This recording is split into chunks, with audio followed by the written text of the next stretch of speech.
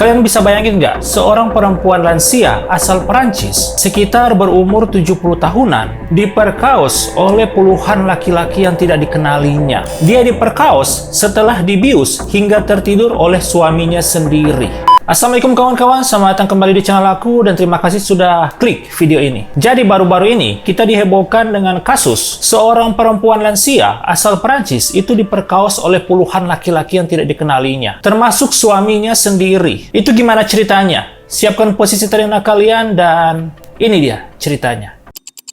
Giselle Pelicot, seorang lansia berusia 72 tahun, memberikan persaksian di hari ketiga persidangan di Avignon, Prancis Tenggara. Sidang itu mengadili 51 pria, termasuk suaminya sendiri, Dominique Pelicot, yang sudah menikah sekitar 50 tahun lebih. Semua pria dituduh melakukan pemerkosaan. Dokumen-dokumen di pengadilan menunjukkan bahwa Dominique Pelicot ini mengaku kepada polisi bahwa ia memperoleh kepuasan sendiri dari menonton pria lain memperkaos istrinya sendiri. Agak stres nih aki-aki satu ini. Banyak terdakwa dalam kasus tersebut menentang tuduhan pemerkosaan terhadap mereka dengan mengklaim bahwa mereka ini mengira ikut serta dalam permainan esek-esek ini atas dasar suka sama suka. Namun, Giselle ini mengatakan kepada pengadilan bahwa dia tidak pernah terlibat dalam tindakan esek-esek tersebut, guys. Dan tidak pernah berpura-pura tidur. Kasus ini tuh cukup menghebohkan Prancis, guys. Terlebih lagi, ini persidangannya diadakan secara terbuka. Giselle ini melepaskan hak anonimitasnya untuk memberikan rasa malu kepada para terdakwa. Itu kata tim kuasa si Giselle ini. Saat bersaksi pada tanggal 5 September kemarin, Giselle mengatakan bahwa dia berbicara mewakili setiap perempuan yang telah dibius tanpa menyadarinya, sehingga tidak ada perempuan yang harus menderita. Nah, bagaimana kasus ini tuh bisa terungkap, guys? Giselle mengenang momen pada November tahun 2020 ketika dia diminta oleh polisi untuk menghadiri sesi wawancara bersama suaminya, yaitu si Dominique. Suaminya itu ketika itu tertangkap basah oleh CCTV. Dia merekam bagian bawah rok 3 perempuan di sebuah pusat perbelanjaan. Jadi emang si aki-aki ini agak rada-rada gitulah, guys. Aksi Dominique ini memotret rok perempuan tersebut membuat polisi ini bisa menyelidikinya dan menemukan ratusan foto dan video istrinya di komputernya. Nah, dalam video tersebut, sang istri ini, si Giselle, tampak tidak sadarkan diri, guys. Jadi di situ, polisi ini mulai curiga kepada Dominique ini. Polisi mengatakan bahwa mereka ini memiliki bukti sekitar 200 pemerkosaan terhadap istrinya yang dilakukan antara 2011 dan 2020. Jadi, sudah cukup lama lah. Aksi pemerkosaan ini awalnya dilakukan di rumah mereka di luar Paris, tetapi sebagian besar itu di Mazan, tempat mereka pindah pada tahun 2013. Giselle mengatakan kepada pengadilan bahwa kala itu dia yakin pertemuan dengan polisi hanya formalitas saja terkait aksi suaminya yang memotret di bawah rok perempuan. Petugas polisi itu bertanya kepada saya tentang kehidupan saya. Saya mengatakan kepadanya bahwa saya tidak pernah melakukan tukar pasangan atau tris.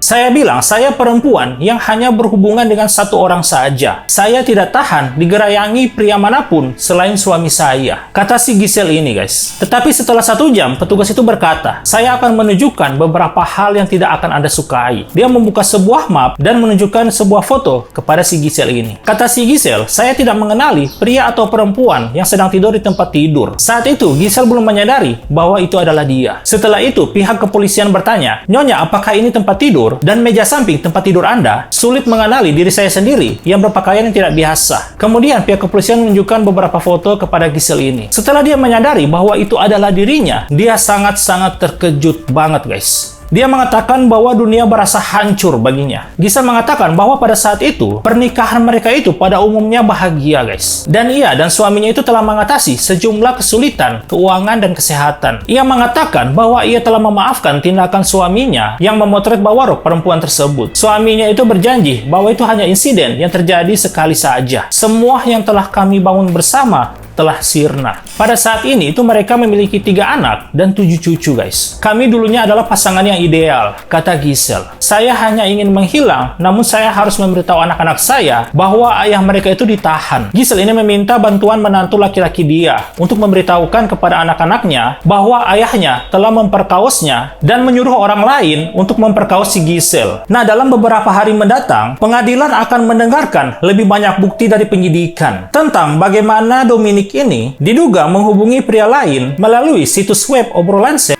dengan mengundang mereka ke rumahnya di pinggiran kota Mazan. Itu adalah sebuah kota di timur laut Avignon. Polisi mengklaim bahwa para pria tersebut diberi instruksi ketat. Mereka itu harus memarkir mobil mereka agak jauh dari rumah agar tidak menarik perhatian dan menunggu hingga 1 jam agar obat tidur yang diberikan kepada Giselle itu bereaksi. Polisi selanjutnya mengklaim bahwa begitu berada di rumah, para pria tersebut itu disuruh membuka pakaian di dapur, lalu menghangatkan tangan mereka dengan air panas atau di radiator. Mereka itu tidak boleh merokok dan memakai parfum karena itu bisa membangunkan Giselle ini. Dan yang lebih parahnya lagi, mereka itu tidak boleh menggunakan kondom.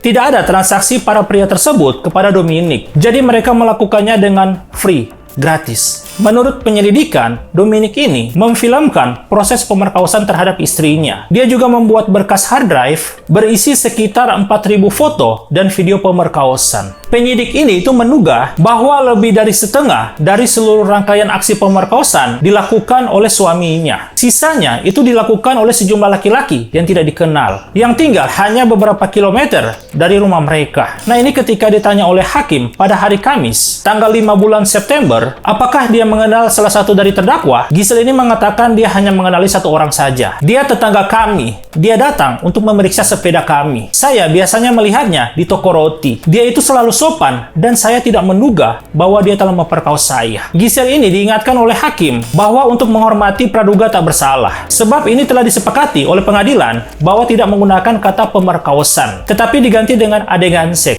Mungkin agar supaya tidak terlalu gimana gitu. Nah, setelah aksi pemerkosaan terungkap, Giselle ini mendapati 4 penyakit penularan seksual. Kata Giselle, saya tidak pernah mendapati simpati dari salah satu terdakwa. Seorang yang positif HIV itu datang 6 kali. Tidak sekalipun suami saya mengkhawatirkan tentang kesehatan saya. Dan pada saat ini, mereka dalam proses perceraian, guys. Dan sidang ini itu diadakan secara terbuka, guys. Demi meningkatkan kesadaran publik akan kekerasan seksual dan pembiusan hingga tak sadarkan diri. Jadi mereka mengadakan sidang terbuka agar semua orang itu bisa tahu, guys. Menurut kalian gimana? Sampai di sini dulu videonya. Terima kasih sudah menonton dan jangan lupa subscribe untuk mendapatkan video selanjutnya yang akan aku bahas di sini, guys. Terima kasih kawan-kawan sudah menonton dan assalamualaikum.